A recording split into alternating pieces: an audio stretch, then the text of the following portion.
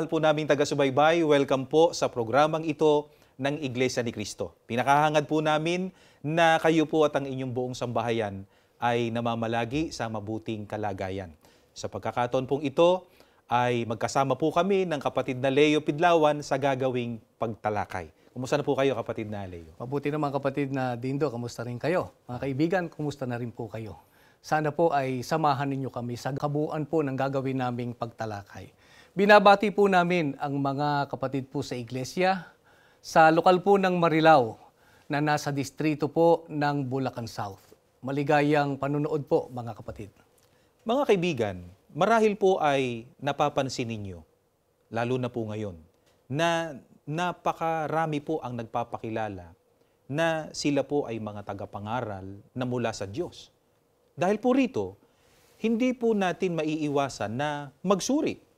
Para nang sa ganun ay makatiyak tayo na ang kinabibilangan po nating relihiyon ang tunay at totoo. At siya pong ikapagtatamo natin ng kaligtasan. At upang ito po ay matiyak natin, mga kaibigan, ay dapat po nating malaman kung ano ang itinuturo ng mga tagapangaral ngayon at ihambing po natin sa itinuturo po ng Biblia. Sapagkat, kapatid na Dindo, hindi dapat maiba. Kung sinasabi nilang sila yung tunay na tagapangaral, dapat yung ipinangangaral po nila ay hindi dapat maiba o hindi dapat sumalungat sa itinuturo ng Biblia, sapagkat ang batayan ng katotohanan ay yung aral ng Panginoon Diyos na nakasulat sa Biblia. Tama po. Kaya para po makatulong sa inyo, mga kaibigan, sa inyong ginagawang pagsusuri, ay aalamin po natin ano po ba yung pinaniniwalaan ng marami ngayon tungkol po sa iglesia. Kapatid na Leo, ano nga po ba ang karaniwang paniniwala ng marami tungkol po sa iglesia? Pakinggan po natin, mga kaibigan, ng nakasulat dito po sa isang aklat na ang pamagat po ay ang sagot, salin sa Filipino ng The Answer, 100 Questions Filipinos Ask. Ito po ay isinulat ni Pat Robertson na isa pong American evangelist. Dito po sa pahina 80 ay ganito po ang ating mababasa. Kailangan ba akong sumapi sa iglesia para maligtas? Para maligtas, kailangang tanggapin si Jesus bilang Panginoon at tagapagligtas. Walang ibang paraan. Ang pagpasok sa iglesia ay hindi makapagliligtas. Ang isa po sa mga tanong na nakasulat dito, kung napansin po ninyo, mga kaibigan, ay kailangan ba akong sumapi sa iglesia para maligtas? At napansin po ba ninyo ang ibinigay na sagot ng sumulat ng aklat? Ang pagpasok sa iglesia ay hindi makapagliligtas. Ang tinutukoy po rito na kaligtasan ay sa araw po ng paghukom. Pansinin po ninyo, mga kaibigan, ang pagpasok daw po sa iglesia ay hindi raw po makapagliligtas. At ang nakalulungkot, kapatid na Dindo, ay ganito ang paniniwala ng maraming mga tao ngayon sa kasalukuyang panahon.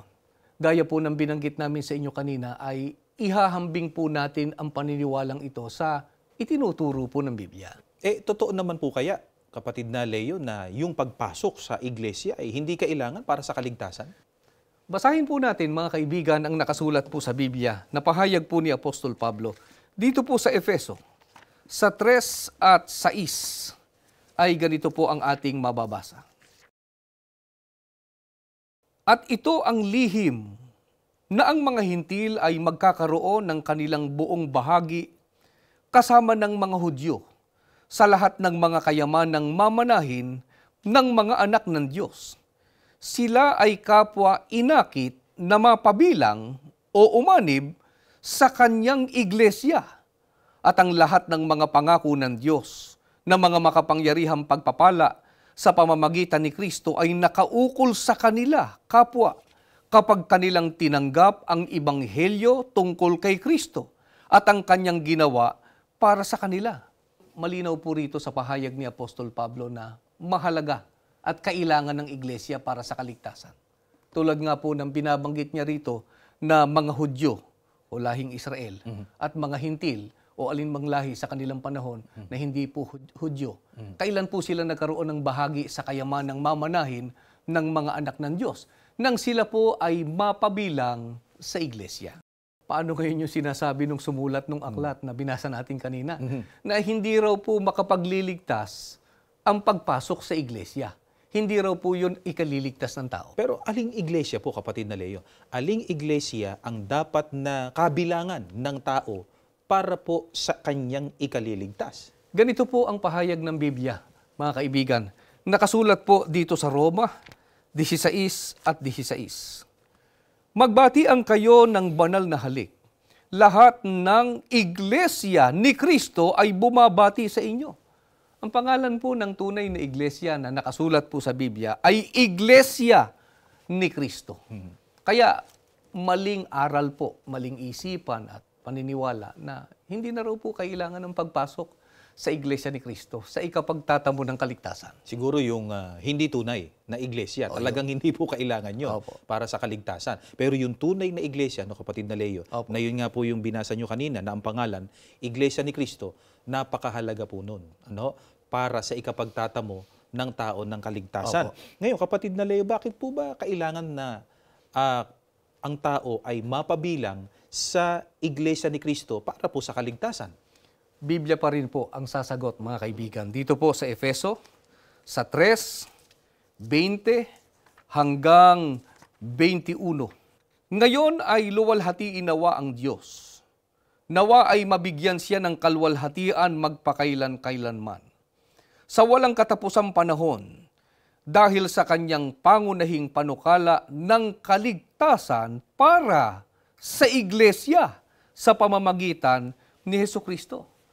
Mga kaibigan, meron po binabanggit dito si Apostol Pablo na pangunahing panukala ng Panginoon Diyos para sa kaligtasan. Para kanino po ito? Ang sabi po ni Apostol Pablo, pangunahing panukala ng kaligtasan para sa iglesia sa pamamagitan ni Hesukristo. Huwag po nating kalimutan, mga kaibigan, na ang iglesia na tinutukoy ay yung binasa natin kanina sa Biblia na Iglesia ni Kristo. Isa pa po yan, ano, kapatid na Leo, sa katunayan na mali yung sinasabi ng iba na hindi na raw po kailangan ang iglesia para sa kaligtasan. Sapagkat dyan sa itinuro po ninyo na binasa po ninyo sa Biblia, malinaw na ang panukala na yun nga po yung plano ng Panginoon Diyos tungkol sa kaligtasan, nakaukol po o para sa iglesia ni Kristo, di ba? Opo, kapatid na Dindo. Kaya nga, mga kaibigan, hindi po dapat na basta na lang maniwala sa mga tagapangaral ngayon. Kapag ang sinabi nila ay hindi na kailangan ng Iglesia ni Kristo para sa kaligtasan, eh yun ang katunayan, kapatid na Dindo, na wala sila sa tunay na paglilingkod at wala sila sa katotohanan. Sapagkat, mga kaibigan, ang panukala o plano ng Panginoon Diyos para po sa kaligtasan, ayon po sa Biblia, ay nakaukol o para sa tunay na iglesia o sa Iglesia ni Kristo. Mga kaibigan, ano pa po ang katunayan na kailangan sa kaligtasan ang Iglesia ni Kristo? Maging sa panahon po ng mga apostol ng Panginoon Kristo, saan po ba idinaragdag ng Panginoon Diyos ang mga maliligtas? Abangan po ninyo. At yan po ang aming tatalakayin sa pamamagitan ng Biblia sa amin pong pagbabalik. Samantala, ay panoorin po muna natin ito. Maraming tao na nagpapakilalang Kristiyano ang nahulog sa paniniwala na matatamo ang kaligtasan sa araw ng paghuhukom sa pamamagitan ng pananampalataya lamang sa Panginoong Hesukristo.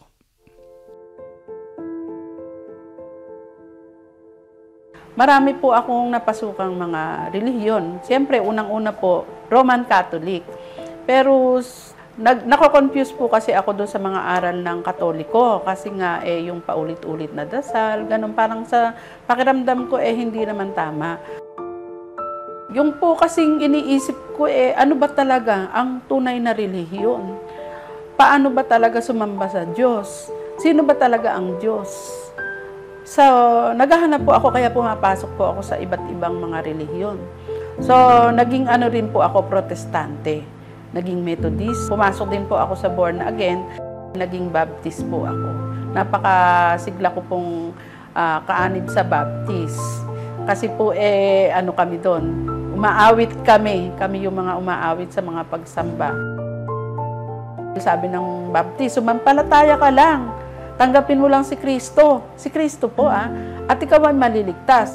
Nag-imbita ngayon yung kapatid ng, yung trabahador ng aking Bayaw, iglesia pala yun.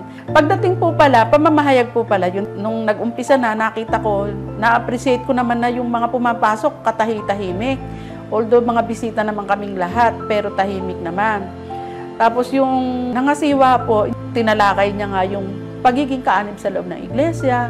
Yun po ay 3 araw na sunod-sunod na pamamahayag yun. Lahat ng mga sinasabi niya doon po sa Biblia, binabasa niya po talata by talata.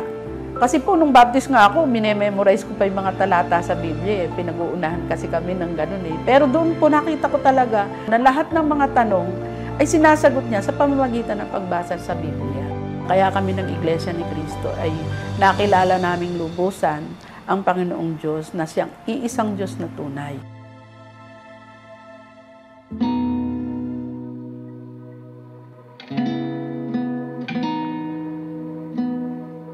Ang buong pamilya ko ay protestante, pero hindi kami ganun ka-devoto. Kumbaga, nag-a-attend lang ng pagsamba every Sunday. Ang paniniwala namin, basta gumagawa ka ng tama at naniniwala ka na si Jesus Christ ang dakilang tagapagligtas, masisave ka talaga sa araw ng pag-uukom. Ang relihiyon kasi parang samahan lang. Sama-sama lang sumasamba, ganyan. Sa church kasi namin dati, pag nagbigay na ang pastor ng sermon, talagang nahahaluan ito ng mga personal experiences niya. Ang pananampalatayang makapagliligtas ay yaong sakdal na may kalakip na gawa o pagsunod sa mga utos ng Diyos na itinuro ni Kristo. Pangunahin na rito ang pag-anib sa iglesyang ililigtas ni Kristo, ang Iglesia ni Kristo. Una pa lamang, binibigyan niya na ako ng mga pasugo. At doon sa mga pasugo, nabasa ko na sinasabi doon na ang Iglesia ni Cristo talaga ang true church. Kaya doon ako nagkaroon ng curiosity. Ang unang nag-imbita sa akin sa iglesia sa pagsamba ay kaibigan ko. Nung unang attend ko ng pagsamba sa Iglesia ni Cristo, talagang sobrang humanga ako sa kaayusan, katahimikan, at pati sa mga ministrong nagtuturo. Dahil talagang lahat ng aral ay nasa Biblia lang. Dahil yun talaga, nandun nakasulat lahat ang mga salita ng Diyos. Walang halong perspective ng ibang tao. Well-explained talaga kasi yung nagdoktrina sa akin. Talagang na-explain doon na iisa lamang ang Diyos. Iisa lang ang tunay na Diyos. At si Jesus Christ ay tao talaga. Mabilis ko naman itong natanggap kasi well-explained nga siya. Tsaka nung sinabi siya sa akin ng ministro, nung binasa siya sa Biblia, tapos nagsuri din ako, ginamit ko rin yung Bible ko, talagang nakasulat kasi talaga doon. Si Jesus Christ ay tao at iisa lamang ang Diyos, Ama. Kung bakit ako nag-Iglesia ni Cristo ay yung nalaman ko na iisa lamang talaga ang tunay na Diyos. At dito ko naramdaman sa Iglesia ni Cristo ang tunay na pagsamba at tunay na paglilingkod. Lagi ko pong sinasabi na hanggang kamatayan, patuloy kaming mag-aakay upang maligtas sila at nakikita naman po nila kung paano namin sila inaalagaan at paano namin sinasabi sa kanila na dapat kung ikaw ay nasa loob ng Iglesia ni Cristo, manindigan ka, ano man ang dumating ng pagsubok sa buhay mo, huwag kang padadaig kasi may Ama na nakatunghay sa iyo. Siya ang magbibigay lahat ng kalutasan sa mga suliranin. At siya ang magpapala sa iyo at ipagkakaloob niya at itataas niya ang uri ng iyong pagkatao at ang iyong pamumuhay. Sa lahat po ng aking mga kaibigan, sa lahat ng aking mga kamag-anak, inaanyayahan ko po kayo sapagkat mula sa aking karanasan, mapapatunayan ko po sa inyo. Subukan niyo pong magsaliksik. Subukan niyo rin po na makinig ng mga salita ng Diyos sa loob ng Iglesia ni Cristo para mapatunayan niyo po ang mga hinahanap niyo katanungan sa inyong mga isipan. Manaliksik lang po kayo. Malalaman niyo po na ang tunay na ililigtas sa araw ng paghuhukom ay ang lahat ng kaanib sa Iglesia ni Cristo.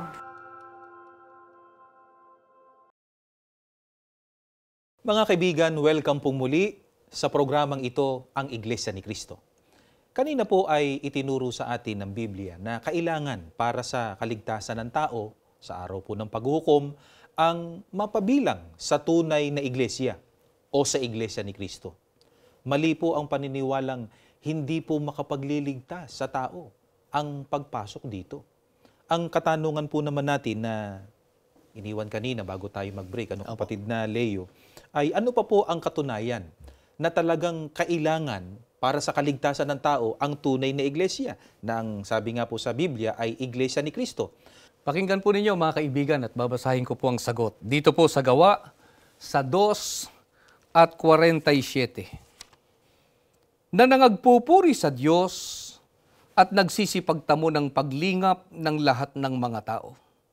At idinaragdag ng Panginoon sa iglesia araw-araw yaong mga dapat na maligtas. Ayon po sa Biblia mga kaibigan ay sa iglesia o sa Iglesia ni Cristo. Daya po ng tinalakay na natin kanina. Opo. Idinaragdag ng ating Panginoon Diyos ang mga tao na dapat pong maligtas. At dito kapatid na Dindo ay may nais po tayong ipapansin sa ating mga kaibigan. Mga kaibigan, kung ligtas na po ang mga tao sa pagsampalataya lang sa ating Panginoong Kristo, bakit po kailangan pa pong idagdag ang tao sa iglesia o sa Iglesia ni Cristo? Bakit po sa Iglesia ni Cristo idinaragdag ng ating Panginoon Diyos ang mga maliligtas? Ganito po mga kaibigan ang paliwanag ng mga apostol. Dito po sa Kolosas, sa 1:12 hanggang 14. Lagi nawa kayong magpasalamat sa Ama dahil ginawa niya tayong karapat-dapat na makabahagi sa mamanahin ng mga kabilang sa kanyang kaharian ng kaliwanagan. Iniligtas tayo ng Diyos mula sa kapangyarihan ng kadiliman at inilipat tayo sa kaharian ng kanyang minamahal na anak. Dahil sa dugo ni Kristong nabuhos, tayo'y natubos na at napatawad na ang ating mga kasalanan. Ayon po kay Apostol Pablo, mga kaibigan, ang mga taong karapat-dapat na makabahagi sa mamanahin o dapat pong maligtas, ay iniligtas po sila ng ating Panginoon Diyos mula sa kapangyarihan ng kadiliman. Doon sa binasa po ninyo, kapatid na Leo, may binabanggit na yung mga maliligtas ay iniligtas o inilipat o inalis Opo. mula sa kapangyarihan ng kadiliman. Ibig sabihin, may pinaglipatan po sa Meron kanila. po. Saan po sila inilipat? Ang sabi po, mga kaibigan, at inilipat tayo sa kaharian ng kanyang minamahal na anak. Kung maliligtas din po ang tao kahit nasa ibang relihiyon, o kung pare-pareho lamang po ang lahat ng relihiyon, ay bakit pa po kailangan pang ilipat sa kaharian ng anak? Alin po ba yung tinutukoy dyan na kaharian ng minamahal na anak ng Panginoon Diyos? At sino po yung tinutukoy na anak ng ating Panginoon Diyos? Ang tinutukoy po, mga kaibigan, na anak ng Panginoon Diyos ay ang ating Panginoong Kristo. At ang kanyang kaharian ay siya rin pong kinaroroonan ng katubusan. Sapagkat ang mga inilipat po dito, ang tinubos ng Panginoong Kristo ng kanyang dugo. Sa makatwid, kaya sa Iglesia ni Cristo inililipat at idinaragdag ng Panginoon Diyos ang tao ay sapagkat sa Iglesia ni Cristo po mayroong katubusan at kapatawaran ng mga kasalanan. Kaya nga po, ang banggit kanina, ang panukala o plano ng Panginoon Diyos na kaligtasan, para po sa Iglesia, na ang pangalan nga po ay Iglesia ni Cristo. Kasi ito po ang tinubos ng dugo ng ating Panginoong Kristo. Ngayon, kapatid na Leo, may katunayan nga po ba talaga na mababasa sa Biblia na ang Iglesia ni Cristo ang tinubos ng dugo ng ating Panginoong Kristo? Meron po, kapatid na Dindo, at maaaring ito ay pamilyar na rito ang ating mga taga-subaybay na madalas na makapanood ng aming programa. Mga kaibigan, ito po ay babasahin po natin dito po sa Gawa 20 at 28. Ingatan ninyo kung gayon ang inyong sarili at ang buong kawan.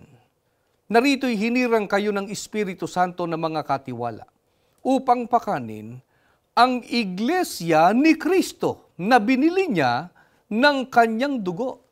Ayon po sa Biblia, mga kaibigan, ang Iglesia ni Cristo ang binili o tinubos ng dugo ng atin pong Panginoong Hesukristo. Kaya kung wala po sa loob ng Iglesia ni Kristo, hindi po kasama sa tinubos ng Panginoong Hesukristo ng kanyang dugo. At pagka ganon, kapatid na Dindo, hindi po kasama sa mga napatawad sa kasalanan. Kaya nga po ang sabi kanina, no, doon sa mga itinuro po ninyo, na binasa po ninyo sa Biblia, ay dito inakit Opo. ng mga apostol ang mga tao para maligtas sapagkat ito nga pong Iglesia ni Kristo, ang tinubos ng dugo ng ating Panginoong Kristo. Dito may kapatawaran sa mga nagawang kasalanan ng tao. Kaya para sa kanila nakaukol yung kaligtasan. Opo. Ngayon, baka itinatanong po ng iba, kapatid na Leo, na wala na bang ibang paraan? Kasi sila man may isinasagawa ring paglilingkod, namumuhunan din ng sakripisyo. Opo. Baka naman meron ding kaligtasan sa kanila. Kaya ang itanong po natin, wala na po bang ibang kaparaanan para ang tao ay maligtas? Pagka Biblia po ang tatanungin natin, wala na pong iba. Mga kaibigan, ganito po ang ating mababasa. Dito po sa Hebreo 9:22, ganito po ang pahayag. At ayon sa kautusan ay halos masasabi kong lahat ng mga bagay ay nililinis ng dugo. At maliban na sa pagkabuhos ng dugo ay walang kapatawaran. Wala na pong ibang paraan upang ang tao ay mapatawad sa kasalanan at maligtas maliban ng matubos sa pamamagitan po ng dugo ng ating Panginoong Hesukristo. Ang Iglesia ni Kristo lamang po ang pinatutunayan ng Biblia na tinubos ng dugo ng ating Panginoong Hesukristo. Kaya maliban ng ang tao ay kaanib sa tunay na Iglesia ni Kristo, ay hindi po siya maliligtas. Mga kaibigan, ito po ang dahilan. Kaya sa pangunguna po ng aming tagapamahalang pangkalahatan, ang kapatid na Eduardo V. Manalo, ay nagsisika po kami na ang mga katotohanan ito tungkol po sa kahalagahan ng Iglesia ni Kristo, sa kaligtasan, ay maibahagi po namin sa inyo upang kayo at ang inyong buong sambahayan ay makapiling na rin po namin sa loob ng Iglesia ni Kristo upang sama-sama po nating paglingkuran ang nag-iisa, tunay at makapangyarihan Diyos at tamuhin po natin ang pangakong kaligtasan sa araw po ng paghuhukom. Kaya hindi po kami nagsasawa na kayo ay anyayahan. Maaari po kayong magtungo sa aming pong mga gusaling sambahan. Hanapin po ninyo yung nakadistinong ministro po namin doon. Mga ministerial workers na sasagot po sa inyong mga katanungan tungkol po sa inyong ginagawang pagsusuri sa loob ng Iglesia ni Kristo. At welcome na welcome po kayo sa ginagawa po naming mga pagsamba sa ating Panginoon Diyos na isinasagawa sa loob ng gusaling sambahan. Muli, maraming salamat po sa inyong ginawang pagsubaybay. Pero bago po tayo matapos, inaanyayahan po namin kayo sa isang maikling panalangin.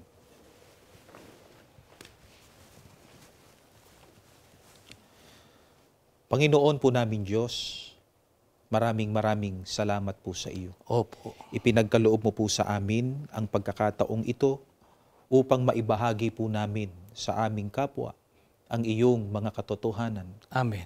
Mga katotohanan mo na kapag sinunod ay para po sa ikapagtatamo ng buhay na walang hanggan at ng kaligtasan sa araw po ng paghuhukom. Amen.